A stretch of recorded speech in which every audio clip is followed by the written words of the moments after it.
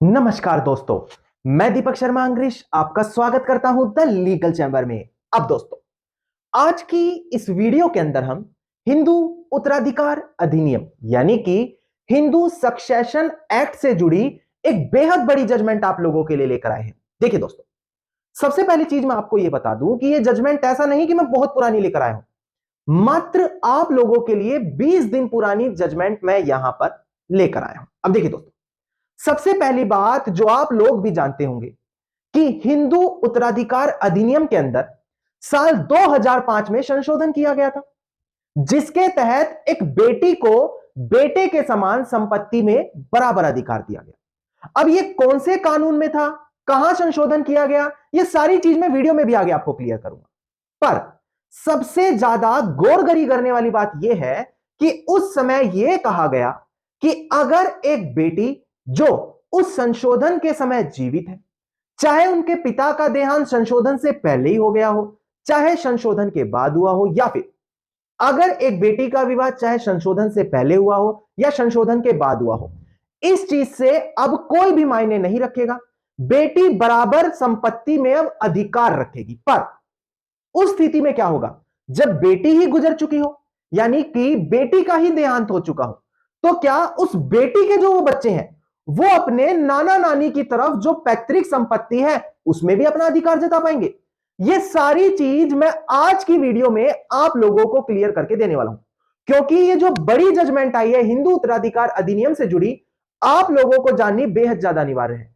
क्योंकि अगर आप लोग इस चीज से अपडेट नहीं रहे तो बाद में बेहद बड़ा नुकसान आप लोगों को हो सकता है। अब दोस्तों, अगर आप लोगों को हमारी ये वीडियोस अच्छी लगती है, अगर आप लोगों को हमारी तरफ से किए गए एफर्ट अच्छे लगते हैं, तो मेरा आप लोगों से अनुरोध है, इस वीडियो को आप लाइक जरूर करें, ज्यादा से ज्यादा आप शेयर करें और अपना वैल्यूएबल कमेंट सेक्शन में जरूर लिखें। तो चलिए दोस्तों, अब आज की इस वीडियो को हम ज्यादा लंबा ना करते हुए आज की इस वीडियो को स्टार्ट करते हैं।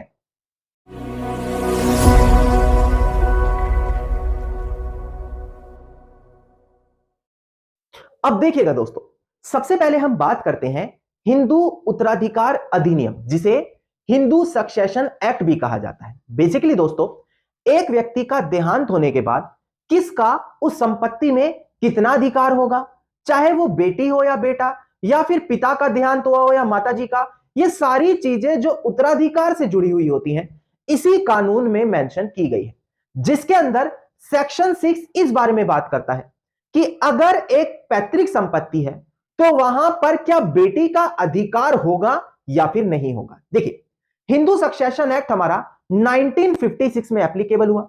इससे पहले Mitakshara and Dayabhaga school of succession के तहत संपत्ति का आगे जाकर सक्सेशन डिसाइड किया जाता था। जब यह कानून यहां पर एप्लीकेबल हुआ तो इसके तहत किसी भी संपत्ति का उत्तराधिकार नियम देखा जाने लगा। अब इसी चीज के अंदर साल 2005 में संशोधन किया गया, जिसके तहत एक बेटी को बेटे के समान दर्जा दिया जाने लगा। अब मैं डिस्प्ले पर आपको दिखाऊंगा सेक्शन 6 सब क्लोज 1 क्लोज बी में अगर आप ध्यान देंगे तो वहां पर मेंशन किया गया है कि किस तरीके से अब बेटी को बेटे के समान अधिकार दिया जाएगा। यह जानना आपको यूं अनिवार्य है क्योंकि जब मैं आगे आपको जजमेंट क्लियर करूंगा तो इस सेक्शन का वहां पर रेफरेंस बार बार दिया गया। एक बार आप डिस्प्ले पर ध्यान दीजिएगा दोस्तों, आपको यह पर्टिकुलर प्रोविजन अब डिस्प्ले पर दिखाई दे रहा होगा। देखिएगा, हिंदू सक्सेशन एक्ट जो आपको डिस्प्ले पर भी दिखाई दे रहा है, इसका सेक्शन 6 यही बात करता है कि अगर एक कोपासनरी प्रॉपर्टी है, यानी कि वह पैतृक संपत्ति, तो उसका डेवोल्यूशन ऑफ इंटरेस्ट कैसे होगा, सरल भाषा में समझे उसका बंटवारा कैसे होगा। अब इसका अगर आप सब क्लोज बी देखें तो यह बताता है अगर एक कोपासनरी प्रॉपर्टी है, यानी कि सरल भाषा में समझे तो पैतृक संपत्ति है, तो ऐसी कंडीशन में एक महिला का, एक बेटी का उसी तरीके से अधिकार माना जाएगा जैसे एक बेटे का है। इसके अलावा सब सेक्शन सी अगर आप देखेंगे तो यह बताया जाता है कि जैसे एक संपत्ति जो है पैतृक, उसमें बेटे की लायबिलिटीज आ जाती है, सेम उसी प्रकार से यहां पर अब बेटी की भी लायबिलिटीज आ जाएंगी। मतलब कि इस सेक्शन में साफ तरीके से निर्धारित कर दिया गया कि बेटा हो या बेटी अब पैतृक संपत्ति के अंदर बराबर का अधिकार रखेगी। ना दोस्तों, जैसे ही यह जजमेंट वहां पर एप्लीकेबल की गई, इसके बाद बहुत बड़े विवाद सामने आने लगे। पुरानी से पुरानी संपत्ति जिसके अंदर एक बेटी को हिस्सा नहीं मिलता था, बेटी ने कोर्ट में पार्टीशन सूट डाला। इस अमेंडमेंट का रेफरेंस दिया और यहां पर अब अपना हिस्सा मांगने की अधिकारी बन गई। अब यहां पर इन्हीं विवादों से निकलकर एक बड़ी जजमेंट आई थी 11 अगस्त 2020 को, विनीता शर्मा बनाम राकेश शर्मा, जहां पर बताया गया था, ध्यान दीजिएगा, कि बेटा हो या बेटी बराबर अधिकार रखेगी।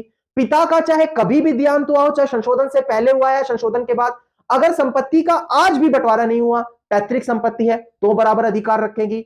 या फिर बेटी का विवाह चाहे संशोधन से पहले हुआ है या संशोधन के बाद हुआ है, तब भी बेटी को समान अधिकार दिया जाएगा। यहां से एक ग्रीन लाइन दिखने लग गई कि हां भाई, अब कोई भी कंडीशन ही क्यों ना हो, बेटी को संपत्ति में बराबर का दर्जा ही दिया जाएगा। अब दोस्तों, यहां पर एक और बड़ा इशू आया कि अगर वो बेटी जो खुद को कुपार्टनर बता रही है अब संशोधन के तहत, अगर वही जीवित ना हो तो क्या होगा। अब देखिए, होता है कई बार, जैसे आपकी बुआ हो गई, आपकी बहनें हो गई, या फिर आपकी दादी हो गई, बहुत रेयर कंडीशन में, जिनका पहले ही देहांत हो चुका, तो क्या आज भी उनके बच्चे उठकर उस पैतृक संपत्ति पर अधिकार जता सकते हैं जहां पर उनकी माताजी का अधिकार होता था। अब यह बहुत बड़ा क्वेश्चन मार्क यहां पर बनकर खड़ा होता था, यानी कि एक बच्चे का क्या नाना नानी की तरफ जो पैतृक संपत्ति होती है उसमें भी अधिकार होगा। यह चीज यहां पर अब एक बड़ी जजमेंट आई है दिसंबर 2023 में, वो चीज मैं आपको क्लियर करने वाला हूं।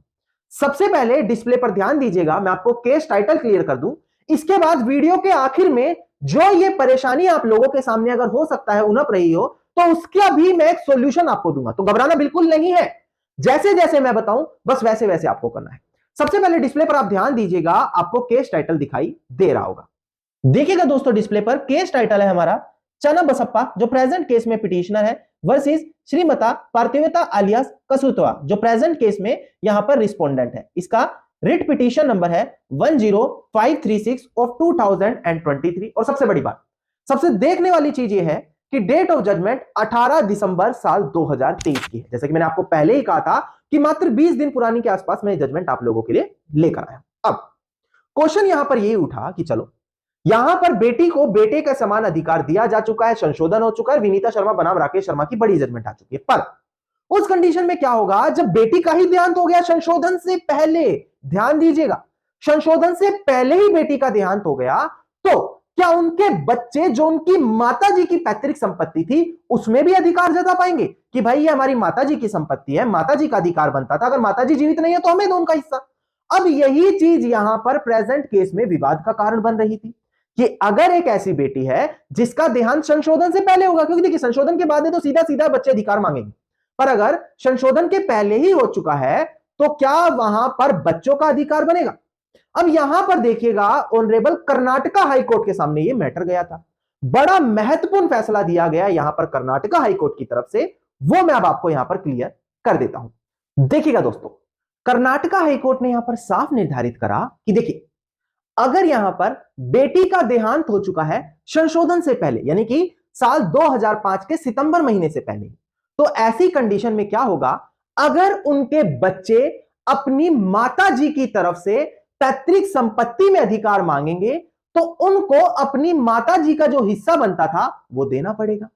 कारण यह बताया गया कि अगर सेम कंडीशन अगर आप देखें, अगर एक बेटी की जगह बेटा होता और बेटे का देहांत हो गया होता, तो जो बेटे के बच्चे होते तो उनका भी तो पैतृक संपत्ति में हिस्सा बनता था। तो कैसे यहां पर जो बेटी के आगे लीगल ईयर्स है, यानी कि बेटी के बच्चे हैं, उनको पैतृक संपत्ति में हिस्सा देने के लिए मना कर दिया जाए, भले वो उनकी नाना नानी की संपत्ति बनती हो, उससे कोई मायने नहीं रखेगा, क्योंकि अगर वो पैतृक संपत्ति थी और उनकी माताजी अगर जिंदा होती तो उनका वहां पर बराबर का अधिकार होता।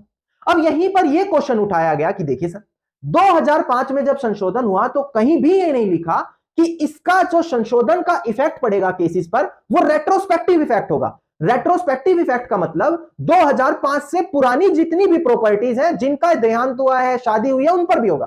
तो यहां पर ऑनरेबल कर्नाटका हाईकोर्ट ने कहा कि देखिए भाई, को-पार्सनरी राइट यानी कि पैतृक संपत्ति में जो अधिकार है यह बाय बर्थ के हिसाब से देखा जाता है कि जैसे अधिकार होगा उनका, जैसे उनका जन्म हो गया वैसे ही अधिकार होगा। तो इनको इस तरीके से ही देखा जाना चाहिए। अगर बेटे के बच्चे अधिकार जता सकते हैं, बेटे की बेटी अधिकार जता सकती है, तो जो बेटी थी उनके बच्चे अधिकार क्यों नहीं जता सकते। उस बेटी के लिए भी तो वो पैतृक संपत्ति ही थी वहां पर।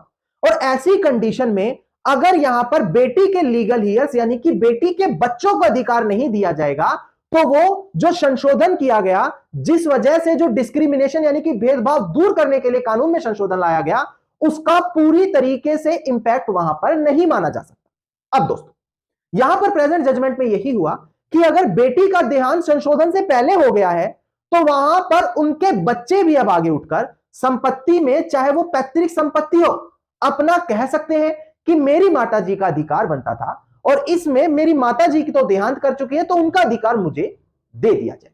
यह बड़ी जजमेंट यहां पर ऑनरेबल कर्नाटका हाई कोर्ट की तरफ से दी गई। अब दोस्तों, बहुत से लोग यहां पर आक्रोश में आ जाएंगे कि सर ये तो बहुत गलत हो रहा है हमारे साथ, कुछ भी कारण हो सकता है। मैं देखिए पर्टिकुलरली किसी के फेवर में नहीं बोल रहा कि महिलाएं गलत है, पुरुष गलत है, जी नहीं। हम जब कोर्ट में केसेस देखते हैं तो हर केस के फैक्ट्स अलग होते हैं।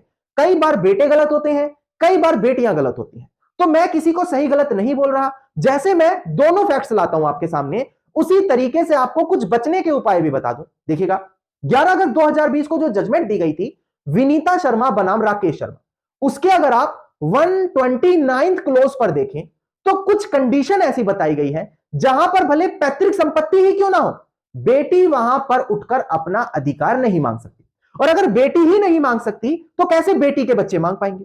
अब एक बार मैं वो डिस्प्ले पर दिखाकर आपको सभी क्लोज क्लियर कर दूं ताकि आपको थोड़ी सी राहत तो यहां पर जरूर मिले। देखिएगा दोस्तों, डिस्प्ले पर 129 जो क्लोज है हमारा, उसका आप सब सेक्शन सेकंड देखिएगा। यह कहता है कि अगर एक बेटी क्लेम करना चाहती है और वो इस संशोधन से पहले ही पैदा हो चुकी है तो भी वो अपना अधिकार मांग सकती है। ये नहीं कहेगी कि संशोधन के बाद ही पैदा हुई है तो बेटी को अधिकार मिलेगा।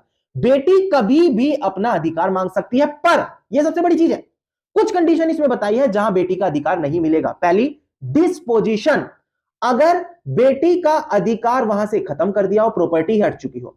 एलिनेशन, बेटी की वो जो हिस्सा मांगने वाली संपत्ति है यानी कि जो पैतृक संपत्ति है वो ही आगे बेच दी गई हो। पार्टीशन, अगर उस संपत्ति का बंटवारा हो चुका हो। टेस्टामेंट्री डिस्पोजिशन, यानी कि अगर जो वो संपत्ति है उसको विल वसीयत के माध्यम से किसी और को आगे दे चुका हो, पर 20 दिसंबर 2004 से पहले ऐसा होना चाहिए। उसके बाद अगर ऐसा किया जा रहा है यानी कि संशोधन के बाद ऐसा किया जा रहा है तो यही माना जाएगा कि हां, बेटी का अधिकार वहां पर बनता था। पर अगर 2004 20 दिसंबर से पहले ये चारों में से कोई भी स्थिति आप दिखा रहे हैं कि देखिए भाई ये स्थिति यहां पर थी, प्रॉपर्टी बेच दी गई, विल वसीयत के माध्यम से आगे दे दी गई, या फिर हो सकता है उसको आगे यहां पर ट्रांसफर कर दिया गया हो, तो बेटी उठकर ये नहीं कह सकती कि जी नहीं, संशोधन हो चुका है, मुझे अब यहां पर हिस्सा दो। क्योंकि 129th क्लोज में ये चार कंडीशन साफ बताई गई है जहां पर चाहे बेटी हो या बेटी के आगे वारिस हो, उनको संपत्ति में अधिकार क्लेम करने का राइट खत्म हो जाता है। पर यह स्पेसिफिक डेट याद रखिएगा, 2004 से पहले। अब इसके बाद अगर कुछ हो रहा है तो आपको बेटी को अधिकार देना पड़ेगा। तो ऐसी कंडीशन में मैंने थोड़ी बहुत आपको रिलैक्सेशन भी दी है जहां पर आप आज भी अपना बचाव यहां पर कर सकेंगे। धन्यवाद दोस्तों, उम्मीद करता हूं वीडियो के अंदर मिली जानकारी आप सभी लोगों के लिए बेहद ज्यादा लाभदायक साबित होगी।